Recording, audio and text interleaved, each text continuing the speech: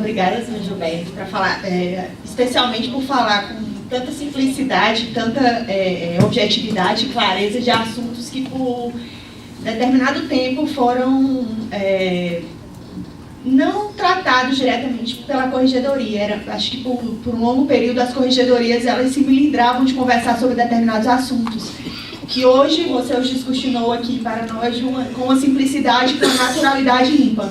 Muito obrigada pela contribuição. Eu tenho uma dúvida, doutor Gilberto, se me permite. Na verdade, uma dúvida não, uma necessidade de compartilhamento de informação. Você nos falou aí sobre matriz de risco. E pelo que eu entendi, essa matriz de risco está sendo construída tanto no âmbito do processo administrativo disciplinar, quanto do processo de responsabilização de entes privados. No momento de construção dessas matrizes de risco, há uma interlocução em casos específicos, assim, que tem uma comunicação do PAD com o PAR? Essa matriz de risco ela é construída em conjunto? Como é que ela é feita? Bom, toda e qualquer denúncia ou processo entra pelaquela coordenação de admissibilidade do sistema correcional. E ali a Alessandra e a equipe dela, ela já faz um levantamento se tem responsabilização de empresa ou pessoa jurídica ou pessoa física, para quem tem que encaminhar, e se entra nos itens que tragam para a CGU essa competência. Se trouxer para a CGU, ela já aponta os casos e as coordenações de admissibilidade de um e de outro constroem a sua matriz. O que a gente está propondo? Que a mesma comissão que vai conduzir o PAD conduza o PAR, porque são fatos conexos. Você já conhece do trabalho, já sabe qual a prova, você não precisa ficar pedindo toda hora o que você fez, o que compartilhou. A comissão, quando escolhida, ela trabalha junto com essa área já, para poder confeccionar essa matriz, apontando, olha, isso aqui, qual é o objeto? Porque hoje a gente está recebendo um processo, por exemplo, com 17 mil folhas. Se a gente colocar simplesmente na mão da comissão para ler tudo, para um juízo de admissibilidade, então a gente está facilitando com a matriz a construção de leitura em conjunto e olha, esse ponto é o objeto do nosso PAD, o que eu preciso para provar isso? Qual a prova eu tenho? Isso é forte, isso é fraco, o que está frágil? E ali nessa matriz vai sendo construído tanto para o PAD quanto para o PAR. Lógico que para o PAR é muito mais simples, por causa da responsabilização objetiva. Então o ônus tanto de provar não é tanto da comissão quanto na comissão de PAD. Mas as matrizes são feitas de forma concomitante. Por exemplo, a gente está com o caso da delação da Odebrecht, que a gente está terminando, são 170 servidores delatados, e mais um tanto de empresa. Então a gente está tendo que criar a matriz de servidor por servidor, para apurar de servidor por servidor o que está sendo feito. E daí a gente já vai, tendo visto esse trabalho, apurar já com a matriz construída pela área de PAR e pela área de PAD. Excelente. Só mais uma questão. Hoje, como é que a CGU ela tem trabalhado com a questão do sigilo do PAR concluído e a questão da transparência ativa? Pelo que eu entendi da sua fala, existe uma proposta de que os PADs que estão em andamento eles já sejam construídos, preparados para essa transparência ativa no momento de sua conclusão. E o passivo, os PADs já concluídos que não foram trabalhados nessa metodologia, como é que a CGU está trabalhando com isso? A gente vai dar transparência ativa somente para os PADs concluídos que foram instaurados a partir do dia 30 de janeiro, porque eles já estão preparados. O restante vai ser mediante pedido de acesso à informação, como a gente sempre fez. Então, caso a caso, daí ele vai fazendo, e daí o grupo lá vai ter que analisar para ver o que ele pode entregar, o que não pode entregar. O que a gente trouxe de diferente também? O PAR, a questão do sigilo do PAR. Uma das coisas que sempre me intrigaram é que a gente sempre ficou quietinho, dizendo, não citando a empresa que está sendo objeto de processo de responsabilização. E quando eu fui, logo na primeira reunião, eu falei assim, mas por que a gente não cita? Não, porque é a mesma coisa do PAD. Eu falei, não é a mesma coisa do PAD. Inclusive, informação pessoal da lei de acesso à informação pessoal é pessoa física, pessoa jurídica não. Mas ninguém cita. Eu falei, o CAD cita, o Ministério Público cita, todo mundo, quando é pessoa jurídica, acaba citando. Ah, mas não pode. Daí eu fui procurar na resolução da CVM, a 576, e ele fala que é fato relevante que tem que ser publicizado quando ele está respondendo um processo administrativo que pode afetar sua capacidade. Se é fato relevante, ele tem que se tornar público. Nenhuma dessas empresas que está respondendo a PAS tornou público que ela está respondendo PA pela CGU. Eu resolvi fazer uma bondade com essas empresas. Já que elas não estão cumprindo a resolução da CVM, a gente mesmo cita, a gente vai colocar em transparência ativa quais são as empresas que estão respondendo a PA. Isso traz para a gente, além da transparência, além da clareza, além do que você saber que determinada empresa está respondendo a PA junto à União e que ela está contratando com o Estado, com o município, ou seja, o Estado e o município tem que tomar cuidado quanto a capacidade até de cumprir o contrato dessa empresa, a gente traz uma força maior para que essa empresa busque o acordo de leniência. E busque de forma rápida, porque hoje as empresas ficam 4 anos negociando o acordo de leniência, enquanto isso nada acontece. A gente está querendo também trazer um prazo máximo de suspender o processo pelo acordo de leniência. Se ela não negociar durante aquele prazo, a gente continua com o PA. E depois ele chora, porque não tem muito mais o que fazer. Então a gente está tentando trazer um pouco mais de força com essa questão da transparência do PA. Muito obrigada, Edith. Alguém tem alguma pergunta? Algum esclarecimento adicional?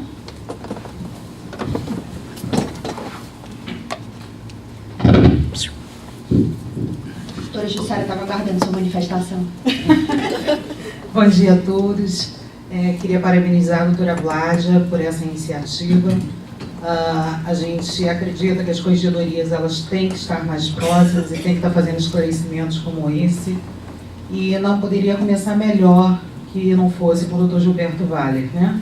Já que nessa condição de corregedor-geral da União é o nosso norte, já era o nosso norte antes de ser o corregedor-geral. Então, é uma iniciativa que tem que parabenizar a doutora Bládia e a doutora Cristiane.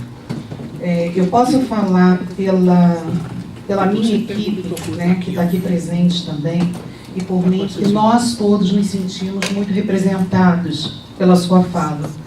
Porque quando a gente começou os trabalhos, isso porque eu venho da criação do Ministério da Corregedoria do Ministério da Integração, que tive a oportunidade de trabalhar diretamente com o Dr. Gilberto, ainda na setorial das cidades, quando ele estava na Ouvidoria Geral da União. Fizemos alguns PADs juntos, a doutora Cristiane também. Então, aumenta a minha responsabilidade saber que os professores estão aí na frente e que a minha equipe está aqui, né, junto comigo. Então, isso aumenta muito a responsabilidade.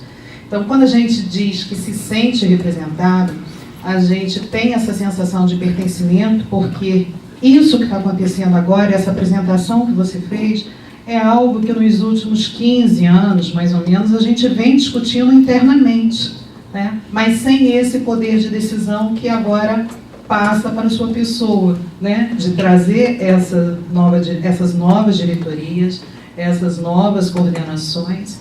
E isso nos traz também uma sensação de identidade, porque somos corregedorias, somos seccionais, e a gente se sentia, falo aqui também, doutor Jorge Mourão, aqui do meu lado, corregedor do Inter, a gente precisava dessa identidade, porque durante muito tempo as seccionais faziam e as setoriais supervisionavam, mas em nenhum momento essas linhas tênues se cruzavam. Eu, particularmente, tive muita sorte, porque os meus setoriais sempre foram muito próximos, mas isso não era a visão geral de quem estava numa seccional. A doutora Cristiane esteve numa seccional também, já esteve do lado de cá, então pode dizer isso. E é importante para a gente que a gente tenha essa identidade, porque aí, com essa sensação de pertencimento, a gente sabe que a gente está incluído nesse projeto. O que a gente está fazendo está sendo visto, o que a gente está pensando está sendo executado, e eu sempre disse que quando a ponta funciona, lá em cima também melhora. E a minha preocupação com essas novas tecnologias, com os novos sistemas, sou completamente de acordo que tenha que haver o controle social, mas pergunto também se com essas novas ideias que estão sendo apresentadas de controle social, esses cursos que estão sendo oferecidos agora, que vocês colocaram, se há também uma preocupação de cursos práticos para as seccionais, porque muitas das vezes os nossos colegas já fizeram 3, 4 cursos de PAD, mas aquela questão da prática, sim, tem uma matriz de responsabilização, lindo nome, a gente também já tem uma lá na saúde, mas como é que faz?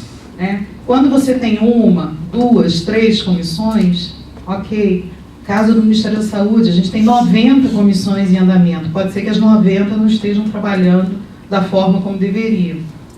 Nós tínhamos 3.500 processos, hoje estamos próximos de 2.000 processos, então a gente tem um longo trabalho a fazer e com essa questão da transparência ativa, pode, de alguma forma, parecer que a gente não está trabalhando adequadamente. Então, eu tenho essa preocupação de que essas ferramentas venham com algum treinamento, que essas ferramentas sejam acessíveis às seccionais também, porque muitas coisas, eu como servidora da CGU sei que muita coisa boa tem lá dentro da CGU, mas não chegam às seccionais que a gente não pode utilizar. Então eu quero saber se a Corregedoria Geral vai disponibilizar essas ferramentas que foram faladas, esses cursos práticos. O apoio eu tenho certeza, o apoio a gente sempre tem e todas as vezes, eu sou testemunha de que todas as vezes em que busquei apoio e auxílio, isso foi dado. Mas o nosso problema não é só isso, o nosso problema é também, embora a gente tenha um número grande de servidores, a gente não tem toda essa capacitação que deveria para a quantidade de processos que a gente tem. E também a sua fala, quando você fala dos casos que estamos ocupados com os casos mais graves, em tudo que você disse a gente se sentiu representado, porque quando você fala, por exemplo, de fazer uma oitiva com Marcola, basta dar uma olhada no Rio, a quantidade de secretários de saúde, de governadores presos, que estão todos envolvidos nos nossos processos, e as nossas comissões querem saber como é que vão fazer oitiva dentro do presídio. Então a gente tem isso. E posso dizer, todas as operações especiais que estão na rua pela polícia, o Ministério da Saúde está envolvido. Então, pelo menos 80 das operações especiais. E aí, a gente sabe que a gente tem que supervisionar, que a gente tem que fazer, mas a gente precisa que vocês também nos deem um caminho de como fazer, porque não basta apenas supervisionar. Talvez alguma ação mais emblemática da Corregedoria e não somente a questão da supervisão. Queria te agradecer mais uma vez, é sempre um presente te ouvir. Alguém já comentou, porque ontem a gente esteve lá no realinhamento das seccionais, Alguém já comentou comigo, overdose de Gilberto. Eu digo, eu preciso de todos os dias isso na veia de manhã para poder enfrentar a quantidade de processos que a gente tem. Porque a gente precisa ouvir que alguém está falando a mesma língua.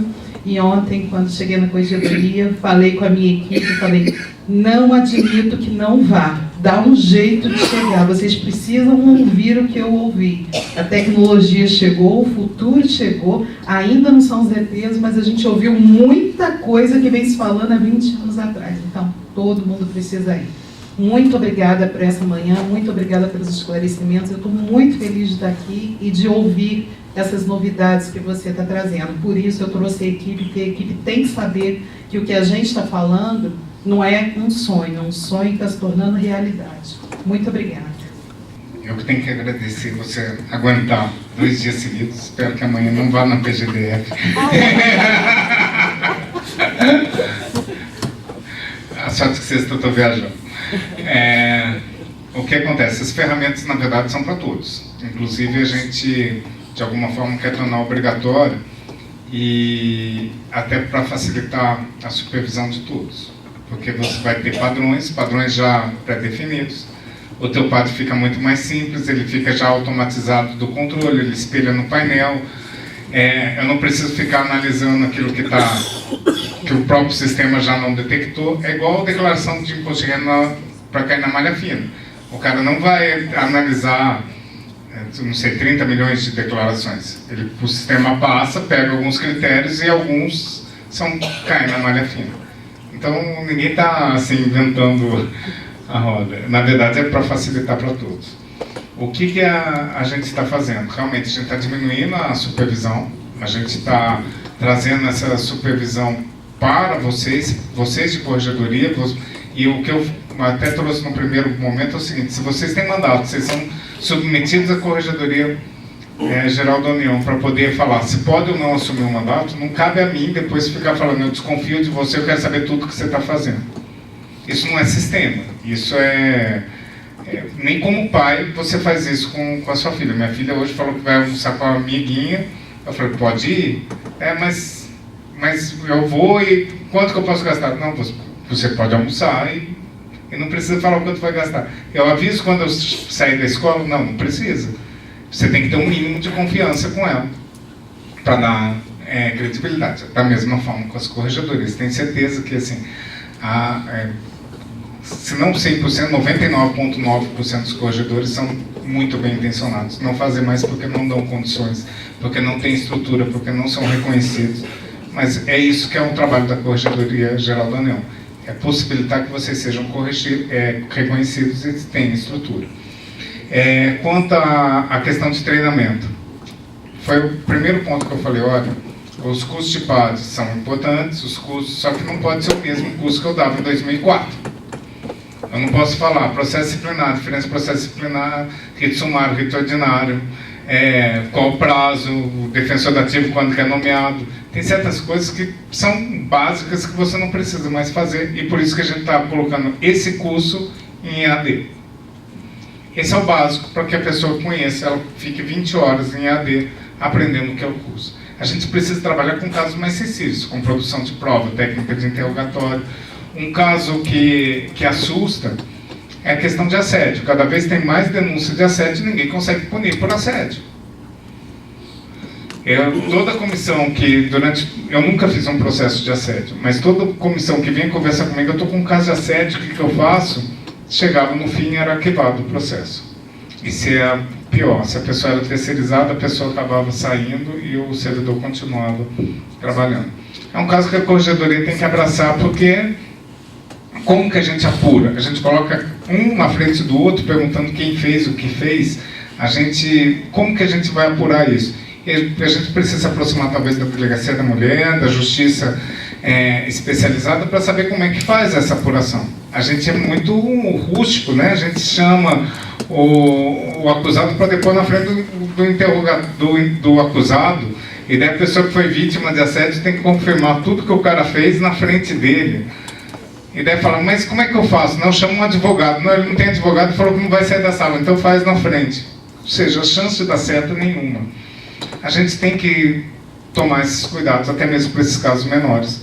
E esses são tipos de casos que a Corregedoria não funciona. Se alguém conseguiu aqui punir por assédio moral ou sexual, me avisa, porque eu não recordo. Então, são casos, técnicas de interrogatório, produção de prova, e essa é a ideia, de que o curso seja mais básico, mais prático. O DIPA mesmo, lá na CGU, e olha que questão interessante, a gente não tinha um curso prático de DIPA. A gente está fazendo agora toda semana, com um nome muito bonito, principalmente para os solteiros, divorciados, que é o par perfeito. O próximo será o Tinder, para a gente não evitar concorrências, mas para poder capacitar o pessoal que ninguém sabia como fazer, muita gente ouviu falar, tem gente muito bem, que está trabalhando na Corregedoria já há muito tempo, falou assim, eu quero fazer um papo porque eu não sei como é que é. E assim, precisa, e quanto mais vocês que não têm tantos processos assim. Então a ideia é que seja mais prático mesmo, que a gente possa trabalhar nos casos concretos. E já, até convidando a todos, ontem eu falei para o pessoal no almoço, que a gente saiu para almoçar, a pessoa lá nem ele. Em setembro a nossa ideia é a gente fazer um seminário com oficinas práticas. Daí a ideia é isso, da gente poder trabalhar com um dia para cada tema de oficinas. A gente faz o seminário de apresentação e depois as oficinas para a gente poder trabalhar sobre esses temas e trabalhar também de uma forma mais massificada com mais gente ao mesmo tempo. Intimidade é um problema. Eu conheço o doutor Gilberto já. Tenho o prazer de conhecê-lo há 18 anos, né? Estamos já com uma amizade aí plenamente capaz. Eu lembro que quando a gente... nós nos conhecemos numa situação muito interessante, né? O doutor Gilberto já falou aqui, ele era corregedor do INSS e eu trabalhava na assessoria ao julgamento, na consultoria jurídica do Ministério da Previdência. Então, o Ministério da Previdência, né? E eu lembro que eu estava lá mais ou menos, acho que uns 4 meses. Eu já era chefe da assessoria, do apoio ao julgamento. Até hoje eu me pergunto quem foi o responsável que teve essa ideia. Eu recém-entrada na AGU, né? 4 meses, e aí me chamaram para ir fazer um manual de processo administrativo, e foi lá que eu conheci o doutor Gilberto. Né? A gente fazendo uma das primeiras manualizações, pensando em como manualizar o processo administrativo disciplinar. E aí o resto é história, né, Gilberto? Muita história depois disso. Trabalhamos juntos muito tempo na controladoria. E tem algumas inquietações que eu achei interessantíssimo a tua palestra, porque elas refletem bem esse teu lado inquieto, que eu sabia que seria uma excelente abertura para a gente, porque nos faria não pensar fora da caixa, mas destruir a caixa, né? Tem inquietações que eu me lembro que nós tínhamos lá 18 anos atrás, quando a gente começou a pensar em manualização, e que elas persistem e que muitas vezes nos fazem ter um processo que você chamou de complexo, burocrático, excessivamente burocrático. Né? A gente temos tanto receio da judicialização, e aqui na AGU a gente tem uma situação bem específica desse aspecto, porque os nossos processos disciplinares são em face de advogados públicos. Então, a judicialização ela começa antes da instauração do processo, a gente já começa a ter judicialização do processo, é uma realidade muito diferente do que os colegas encontram, de uma forma geral, nas corregedorias. E acaba que, muitas vezes, essa judicialização faz com que nós tenhamos uma postura... se a gente não parar para pensar e para pensar fora da caixa, a gente vai para uma postura conservadora, tentando evitar a judicialização, quando na verdade é algo que foge até mesmo do nosso controle. Então adorei que a tua fala tenha começado pela burocratização, né, porque eu também concordo contigo, eu acho que o nosso pai está... ele sempre foi por essa linha, né, a gente tem pouca reintegração, mas a gente acaba sempre pensando nos motivos da reintegração para atuar no dia a dia, né, e o que eu queria realmente saber de ti é assim... Com essa modelagem que vocês estão fazendo, de um sistema que ele vai atuar quase que automaticamente na produção de peças, e que tentando realmente facilitar a vida da comissão e também desburocratizar, porque a comissão não vai ter que ficar tendo seus modelinhos, né, e tudo mais. Você me disse que tem pensado num banco de jurisprudência administrativa.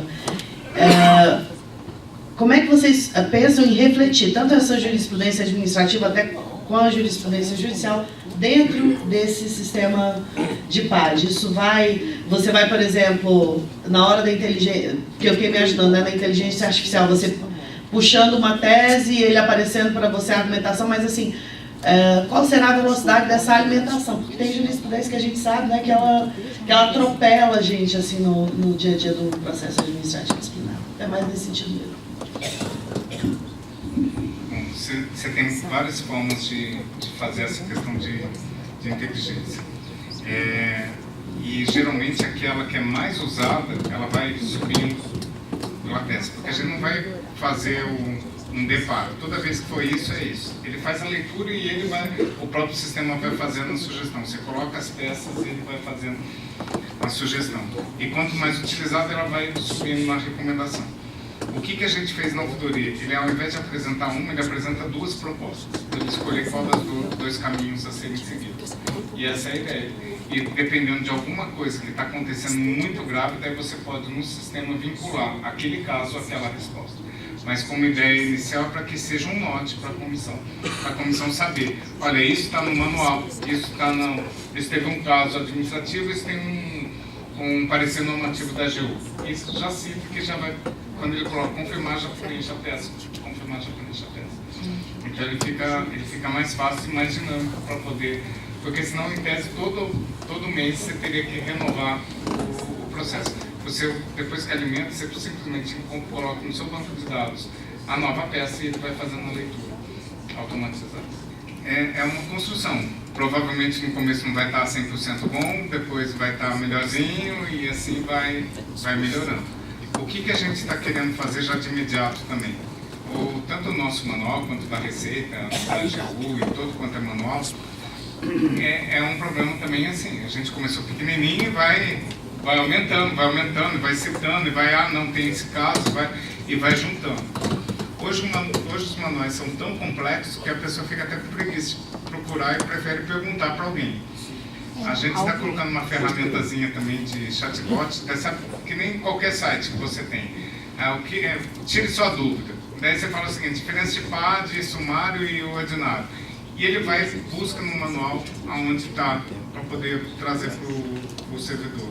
Eu quero saber sobre o abandono de cargo e inassiduidade, a diferença. Daí ele busca já o que está escrito, já é um primeiro passo via manual, que é o que a gente tem hoje mais estabelecido para poder fazer esse campo de pesquisa e facilitar para as comissões.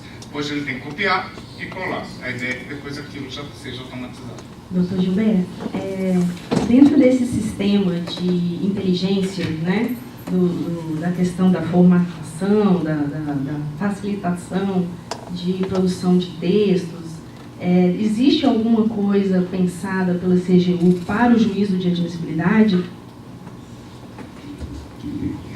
A primeira coisa é colocar o juízo de admissibilidade como obrigatório dentro do CGU-PAD. Isso foi a primeira mudança que a gente já trouxe agora para o sistema para poder ser desenvolvido agora em abril. E daí no juízo de admissibilidade também, e a gente vai fazer tipo a iniciação. A gente vai pegar essa tabela, essa matriz de responsabilidade e colocar como campos obrigatórios no juízo de admissibilidade. O que a gente está querendo fazer? Tudo que é texto a gente tabular. Então fica mais fácil depois para a compreensão. Hoje ninguém mais consegue ler um parecer, e assim, eu lembro que quando eu fui para a OGU, na LAI, os servidores que trabalhavam na OGU eram todos novos, recém-formados. Então queriam mostrar conhecimento. Daí tinha o parecer da LAI de 80 folhas, 90 folhas, 100 folhas. Que você até lê e fala, nossa, muito bem escrito, que tese linda. E chegava para o cidadão recorria. Ele ganhou a informação e ele recorria. Eu falava, tá vendo? Não adianta escrever 80, ele não entendeu o que você escreveu. E às vezes, o juízo de admissibilidade às vezes é tão complexo que chega para a comissão vai e fala, eu não sei o que é para fazer nesse processo. Assim como o relatório de auditoria, você lê o relatório de auditoria e não sabe onde está a irregularidade, o que você precisa. Então a gente precisa, na verdade, facilitar e tabular, e até mesmo para poder direcionar. Se a gente quer cobrar, a gente tem que dar a diretriz. Enquanto abro o microfone, vou contar um caso de um servidor que depois ele virou meu chefe de gabinete. Ele foi dar uma bronca na Marinha que não tinha respondido em linguagem cidadã. Para o cidadão, porque esse é um dos princípios da lei, está inclusive na Lei de Acesso à Informação, linguagem cidadã. Daí escreveu em termos técnicos, né? E daí ele foi no parecer porque os argumentos esgrimados no mesmo texto que ele estava, os argumentos esgrimados. Falei, vamos ser mais simples, né? E daí a gente trouxe, e o que acontece? A gente começou a lançar pesquisa de satisfação sobre as nossas decisões. E a gente tinha 60%, 70% de reversão para entregar a informação e a gente não melhorava a avaliação do cidadão quanto à qualidade da atuação da CGU. Daí a gente trouxe um padrão, esse padrão de tabulação de quais as informações de preenchimento de campos obrigatório. E o texto mesmo, se era provimento ou não, mais resumido. Nossa, o nosso percentual de 60% foi para 80%. Depois ninguém mais queria escrever muito, todo mundo queria ser mais sintético para poder o cidadão entender o que ele estava ganhando, o que ele estava perdendo. Bom dia. Qual a previsão, qual tem sido a movimentação das corregedorias em relação ao teletrabalho? Eu sei que você falou alguma coisa no começo, mas como tem sido o movimento da implementação desse tipo de sistema de trabalho? Quer falar? Bem, então, essa é outro desafio. A corregedoria até mesmo por tratar de cumprimento de norma, não do que faz, não faz, ela é mais assim conservadora, eu diria, do que outras áreas. Na corregedoria da CGU, eu estabeleci que uma meta é 70% do pessoal em teletrabalho. E aí os diretores começaram a coçar a cabeça, a falar como é que a gente vai fazer. A primeira coisa, a gente revisar a tabela. A gente tem que ter produtividade, tem que ter hora definida, tem que encaminhar e tem que controlar. E como que a gente vai controlar? Através do painel de produtividade. Você trocar produtividade por servidor estar lá, é o futuro da corregedoria. Não adianta nada a corregedoria ficar os 3 membros da comissão, cada um lendo o seu jornal, cada um vendo sua TV, esperando o acusado aparecer algum dia para consultar o processo disciplinar, que por acaso vai estar ali. Ele não vai comparecer, ele não vai estar lá. Então, qual que é a nossa meta? É que 70% dos nossos servidores estejam. Hoje, por acaso eu perguntei anteontem, na sexta-feira, pelo WhatsApp, como é que está a média ainda. Está 50% em cada diretoria. Aí eu dei uma bronca e falei, vamos massificar.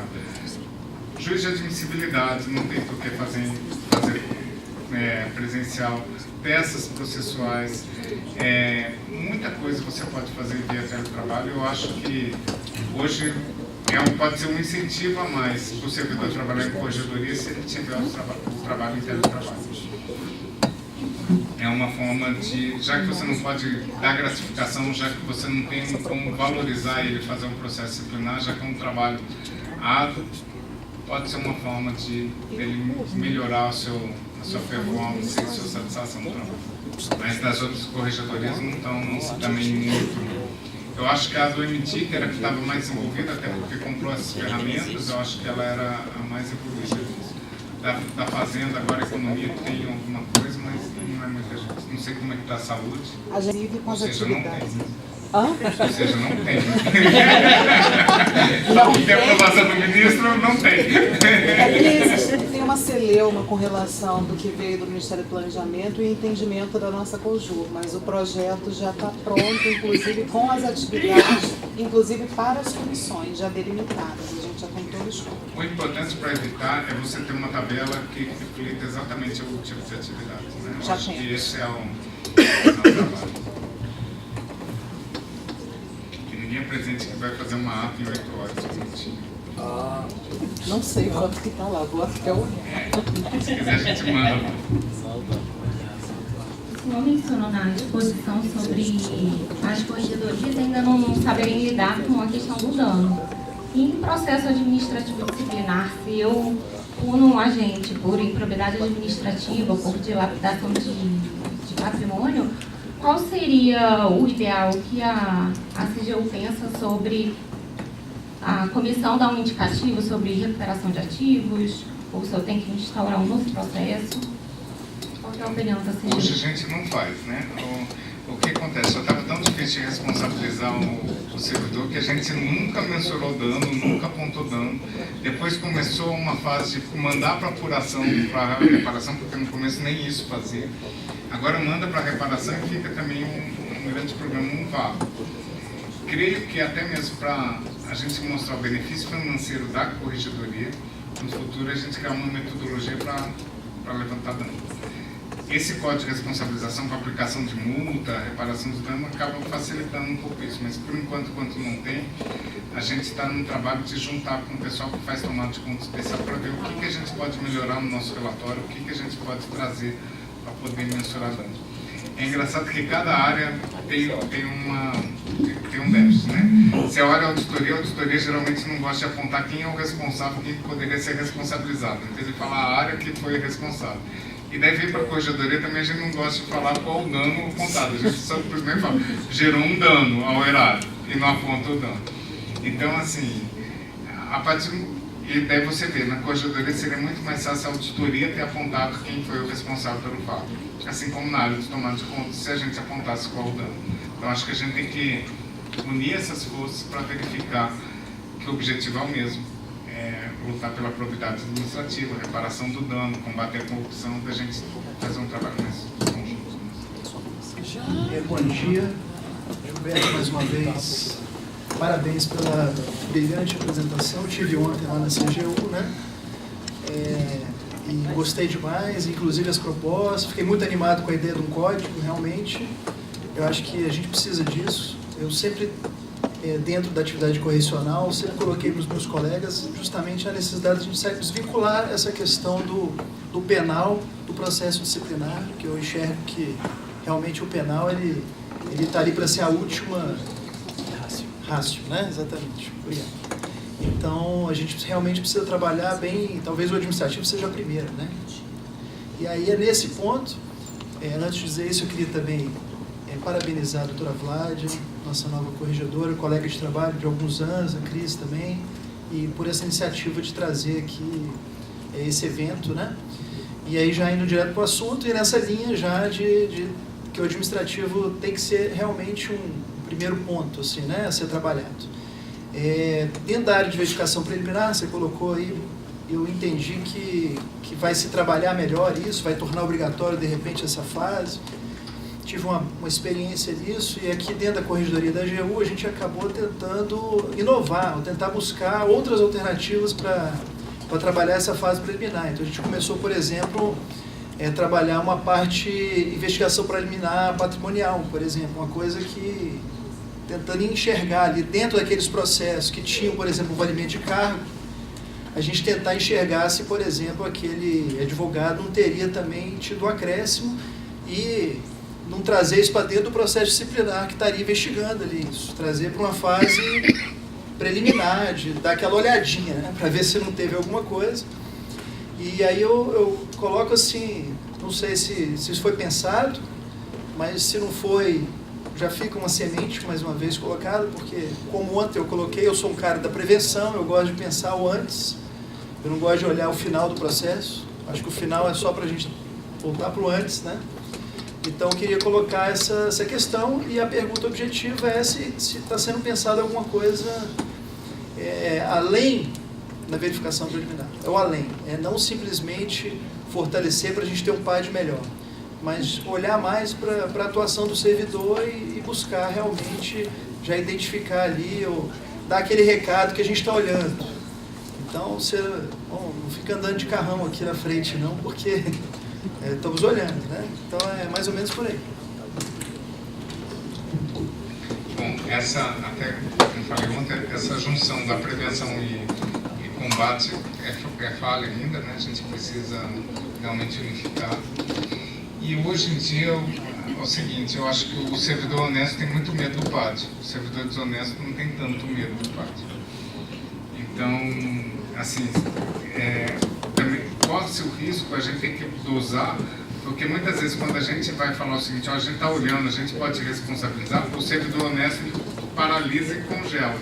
E o desonesto, ele cresce nisso, porque ele se mostra proativo e vai captando outras atividades. A gente, numa época na corregedoria do INSS, eu lembro que o antigo chefe da Cris, ele publicou uma página inteira do Diário Oficial com demissão, lembra? Acumulando, para ter um impacto. Foi altamente positivo, bom, só que paralisou algumas agências da Previdência, porque o pessoal ficou com medo. O pessoal assusta. Daí o cara que é bom fala, puxa, eu posso ser responsabilizado. Então, essa dosimetria, essa dosagem é o complicador. De quanto que a gente pode assustar e geralmente a gente assusta aquele que não precisa ser assustado, né? Porque o cara que é mau, ele já sabe das consequências, ele já tem reserva, ele não vai ficar na pior. Ele pode sair da administração pública, ele continua trabalhando, se duvidar, ganhando mais do que ganhava antes. Ele faz outras coisas. E o cara que é bom, ele se desespera, né? Você recebeu uma notificação em casa para o cara que trabalhou, que não ganhou nada, deve ser desesperador. Então, acho que a gente tem que trabalhar com a área de prevenção mesmo, de como que a gente vai divulgar, de como fazer isso. Acho que o que a gente poderia divulgar e que o servidor não sabe é que pequenos condutos também podem gerar responsabilidade. Então, muitas vezes, um bate o ponto pelo outro e acha que não está fazendo nada de errado e quando descobre, a situação é grave. Juntar um atestado médico falso pode gerar responsabilidade. Ele é junto ao atestado médico e, de repente, posta, principalmente hoje em redes sociais, que ele está bem em outra localidade, em outra atividade, como a gente já tem. Então, assim, eu acho que esses alertas, até mesmo para um bom servidor, eu acho que é importante para ele fazer questões preventivas, mesmo, educativas, que é o que a gente gostaria, principalmente, que a Comissão de Ética conduzisse. E aqui eu vou dar um depoimento pessoal. Eu acho que a Comissão de Ética e Corregedoria acabam concorrendo numa parte que não precisaria, e a Comissão de Ética poderia ter um papel fundamental nisso, de educar, de prevenir, de trazer esse alerta. Olha, não faça isso, que isso pode gerar responsabilidade. Ao invés disso, não, fica abrindo um processo com base num decreto, que em tese as condutas são as mesmas da Lei 8.112, concorrendo com o PAD. Às vezes aplicando bis-idem, às vezes um aplica, o outro não aplica, às vezes em atrito, sendo que tem um caminho aí a ser trilhado, talvez tão ou mais importante do que o processo punitivo. Vou quebrar um pouco o protocolo, né, até porque estamos entre amigos. E primeiro dar uma notícia, né, que nós estamos em vias de assinar um acordo de cooperação com a Polícia Civil para que nessa parte de capacitação a gente tenha um olhar também para determinadas atividades que a gente não tem expertise, né? O doutor Gilberto mencionou, né, não aprendeu PAD na faculdade. Eu também não, e fui padeira e presidente de comissões de PAD durante mais de 10 anos. E ninguém nunca me ensinou a fazer um interrogatório, nunca me ensinou a fazer um depoimento. E fui aprendendo, fazendo, não necessariamente da melhor forma, né? Por conta disso, a gente está buscando esse acordo de cooperação técnica até para a gente conseguir aprender com quem faz isso no dia a dia, com quem tem uma academia, né, que cuida dessa situação. E eu queria ouvir um pouco, né, nisso que eu queria quebrar o protocolo, eu queria ouvir um pouco o doutor Anderson, né, corregedor-geral da Polícia Civil, sobre as angústias, né, da Corregedoria da Polícia Civil. Quais são os enfrentamentos que vocês estão tendo agora, as situações que vocês estão se deparando, essa questão de assédio, o próprio doutor Gilberto trouxe aqui para a gente, né? Para a gente também é comum denúncias de assédio, mas que não necessariamente a gente consegue avançar, né? Então, eu queria realmente saber a posição do doutor Anderson, né, para ver como é que a Corregedoria da Polícia Civil tem tratado isso. Antes de mais nada, bom dia a todos. Falar que a gente é um prazer estar aqui, esse convite que recebemos da AGU. Parabenizar a doutora Vládia, a doutora Cristiane, a brilhante palestra, o doutor Gilberto. Aprendi muito. Doutor, eu anotei muitas folhas aqui, viu? E vejo a necessidade de nós conversarmos mais com os senhores. Tem muita coisa aqui boa, muito boa mesmo, que eu acho que a gente precisa aprender com os senhores, a experiência dos senhores, que a Coordenação Geral de Modernização e Comunicação, o EPAD, a de Informação. Hoje nós temos na nossa corregedoria uma divisão de inteligência correcional, não para o objetivo criminal, mas muito mais para o objetivo, para os procedimentos disciplinares. Nós já temos uma equipe para isso. E, como eu disse, qual é a nossa principal função, efetivamente, na Corregedoria Geral de Polícia? É a parte de normatização, né? A gente trabalha muito do ponto de vista da prevenção, normatização, criação de procedimentos operacionais padrão, para que a gente evite que tenha que efetivamente atuar no sentido correcional, no sentido punitivo. Mas, além disso, nós temos lá os nossos procedimentos disciplinares, sindicâncias, procedimentos apuratórios preliminares, e temos a Comissão Permanente de Disciplina, também faz parte da nossa corregedoria. A gente tem uma outra característica, que é a Unidade de Controle Interno da Polícia Civil também está vinculada à Corregedoria Geral da Polícia Civil. A nossa ouvidoria, até nosso ouvidor-geral está aqui, gostaria de dizer, nós temos aqui membros da nossa Comissão Permanente de Disciplina, doutor Sandro, doutor Ivone, doutor Marcos, assessores da Corregedoria, né? Doutor Vanderlei, que é o nosso ouvidor, fiz questão de convidá-los para que viessem acompanhando, para a gente poder aprender um pouco com os senhores. E o principal é a nossa integração. Acho que isso é o principal, como a doutora Cristiane falou, a gente tem muito a aprender com os senhores, mas temos alguma coisa que a gente acha que a gente pode colaborar de alguma forma. A integração é nos colocar efetivamente à disposição. Como eu disse, então, além da parte de normalização, parte de procedimentos, nós temos aquela parte ruim, que ninguém gosta, que nenhum policial gosta da corregedoria. Vou ser bem sincero com os senhores, quando você é da corregedoria chega em qualquer unidade policial, o pessoal já olha de cara estranha, de cara feia, porque além de poder perder o emprego, existe aquela possibilidade de 6 horas da manhã estar tendo sua porta invadida. Então temos essa função também, é árdua, ninguém gosta de fazer, mas alguém tem que fazer, né, que é a parte efetivamente criminal. E para que a gente faça, nós temos uma divisão de assuntos internos e, trabalhando conjuntamente com ela, uma divisão de inteligência correcional. Muitas vezes, doutor, a gente já tem alguma facilidade com relação à prova para o procedimento administrativo, porque como a gente faz o criminal também, a gente consegue muitas vezes um empréstimo da prova. A gente faz muito isso. Questão do assédio, como o senhor disse, nós temos a expertise por parte da Delegacia Especial de Atendimento à Mulher em fazer esse tipo de investigação. Então, nós nos valemos disso. Efetivamente, do ponto de vista administrativo, não temos nenhuma punição ainda. Já do ponto de vista criminal, já estamos conseguindo. Então, na realidade, são várias atividades que são feitas pela Corregedoria que fogem do ponto de vista administrativo, efetivamente entra no ponto de vista criminal. A gente verifica que, do ponto de vista administrativo, ele é muito mais burocrático, como o senhor disse. Hoje em dia, para a gente conseguir efetivamente uma prisão de um mau servidor, é muito mais fácil do que a gente conseguir colocá-lo na rua. Infelizmente, essa é a realidade. É muito mais burocrática. Como o senhor disse, se tiver que ouvir o Marcola, a gente vai ouvir o Marcola. Eu já tive o desprazer, viu, pessoal, de custodiar o Marcola durante o meu tempo como delegado de polícia. Já são mais de 20 anos, fui diretor de unidade prisional. Quando o Marcola por aqui passou em 2001, eu era o diretor da penitenciária. É o homem para encontrar o Marcola. Não vai ter que achar outra testemunha. Eu conheci aquele indivíduo. Na época, isso, em 2001, ainda estava mais iniciante, né? Mas já deixou a raiz do TCC aqui. Infelizmente deixou. Tinha uma oportunidade com outro nome aqui no Distrito Federal, mas deixou. E agora está aí de volta. Ver o que a gente tem que fazer. Eu estou novo na Corregedoria, né? Fui para a Corregedoria agora em janeiro, sou oriundo da atividade de inteligência de segurança pública, que era subsecretário de inteligência, estava trabalhando nessa área.